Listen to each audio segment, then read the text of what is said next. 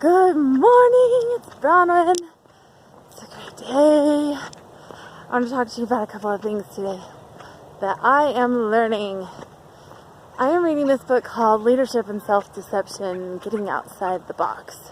I'm recommending it to you. I'm recommending it to every marriage, every parenting situation, every child who has a relationship with anybody. This is one of those books that I made a copy of one of the diagrams in it, and I put it up on my wall to remind me how important this principle is. Okay, so you gotta read it, or you're probably not gonna understand everything that I'm saying, but hopefully I can put some inspiration out there right now. What I am gaining from this is, okay, so I'm a prompting follower. And in this book, they talk about when inspiration comes to you to do something, like something nice for somebody. The example in the book is the baby woke up in the night and the husband got this inspiration to, the voice comes into his head, get up and take care of the baby so your wife can sleep. Well, if he had gotten up, this is how they explain it. If he had gotten up and just helped with the baby and been happy to do it because he loves his wife, and he wanted to do something nice for her and just done it with love and seeing her as a human being. It's getting hot. Then everything would have been just fine and he would have had all the good feelings. Well, he didn't do that. He ignored the inspiration, and this is what happened to him. He started making excuses. Well, she's selfish, and she's lazy, and I'm unselfish, and I'm hardworking, and look at her over there sleeping. Oh, man, she's so selfish, and all of this stuff, just working himself up to try to excuse himself for ignoring the prompting and dishonoring. They call it betraying yourself. Because every good thing, every good prompting that comes to you to direct you through whatever it is the right thing to give you the experience that you need in this life to become the person that you need to become and to build you into the success that you want to be in, no matter what it is. So this is like this process that he is teaching. It's written in the form of a novel, which I think is brilliant because it helps you process, because you just process along with the character in the book. It's like, oh, we are all so alike. Anyway, something I notice with myself is that I do this thing. I get the prompting and I go, fine. And I get myself kind of worked up because I'm kind of irritated that this prompting that's going to embarrass me comes into my mind, and I have to do it because I know where it comes from. And I know that it's right because I can feel that, but my ego says, oh my gosh, are you serious? That's so humiliating. What are you doing to me? And even though I go and I follow the prompting, I do it with an attitude that hurts me and causes all kinds of just grief inside of me. And also because of the attitude that I go forward with it, I think I kind of do humiliate myself to prove that I was right in the first place. See how this limiting belief comes in? So here's what I'm learning. I'm learning that we really, everyone, would be so much more comfortable to follow our inspiration if we get on board and own it as, I don't know, if we trust.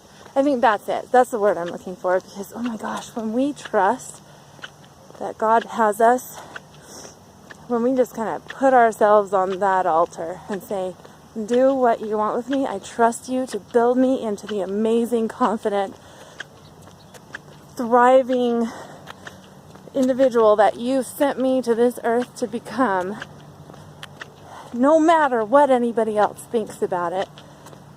And so that thought doesn't even come into it anymore, because it's only what God thinks about it, and I trust in Him. And you know what? Who knows? I mean, making these videos for me Not today, actually. I feel good. But up until the last few times, oh my word.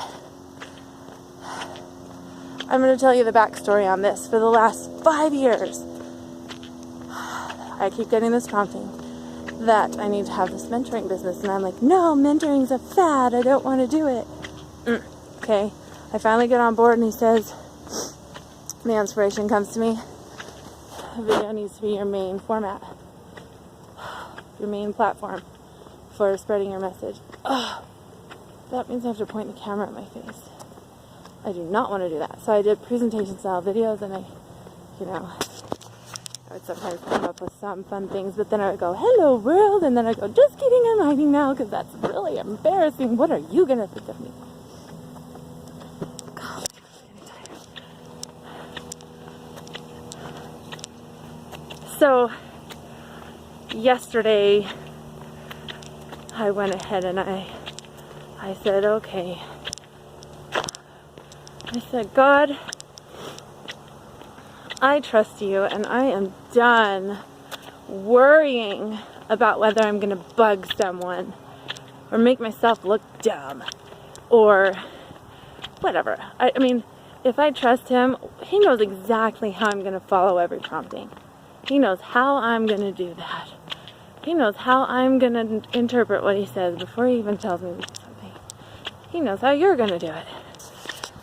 We need to trust that he already knows what we're going to do and how we're going to do it before he even issues that inspiration to us.